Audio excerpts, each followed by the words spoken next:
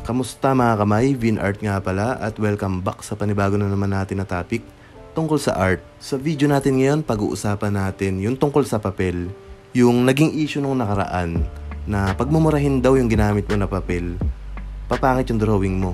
At pagmamahalin naman yung ginamit mo, mas gaganda to. Well, hindi ko na kailangang himayin o paliwanag masyado. Ipapakita ko mismo sa inyo yung mga ginawa kong portraits gamit ang mga papel na medyo mura lang. Fabriano Mixed Media, 60 pesos per pack. 10 sheets, bali 6 pesos kada piraso.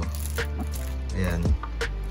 At ito yung mga sample ng drawing ko gamit ang Fabriano na to. Ayan. Sulit na sulit. Maganda yung texture.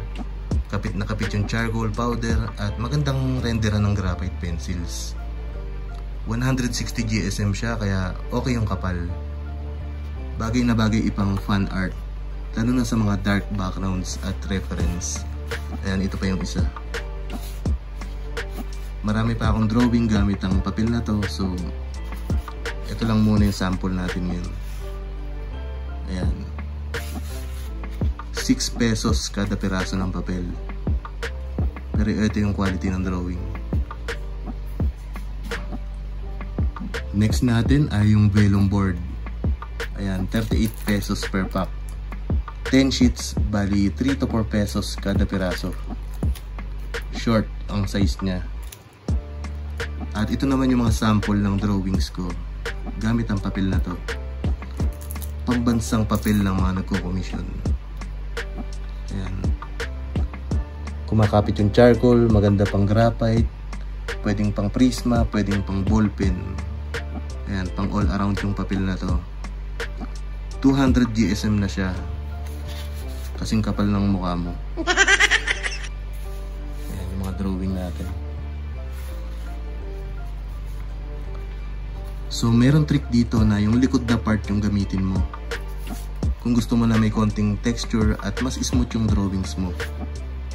Ayan. Ito yung harap. Ito yung likod.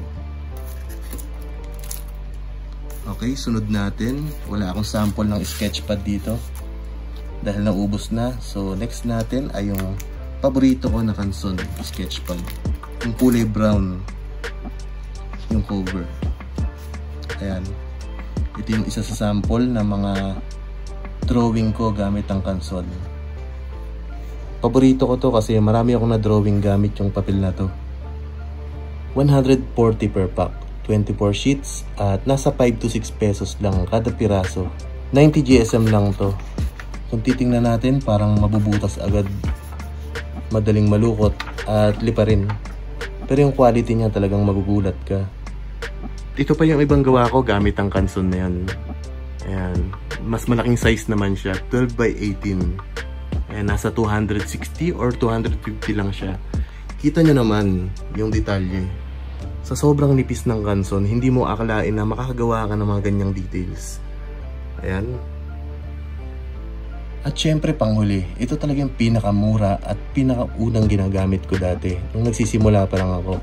Hindi pa ako aware that time na may mga papel pala tulad ng vellum, mga Canson. So ang ginagamit ko ay typewriting paper na nakakalat lang sa opisina dati. So tara tingnan na natin.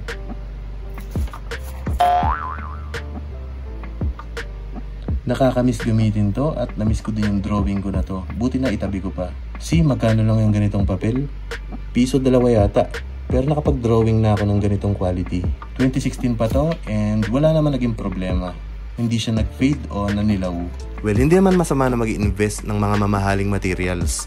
Lalo na kung pera mo naman yung ginamit mo, diba? Pero hindi natin pwedeng sabihin na pangit yung mas mura dahil may ginagamit ka na mas mahal. Lalo na kung gumagawa ka ng tutorials. So ano nga ba yung pinapoint out ko sa video na to? Simple lang, wala yan sa papel, wala yan sa lapis, wala yan sa kung ano yung halaga ng ginagamit mo. Nandun yan sa diskarte mo, sa pagiging maparaan mo.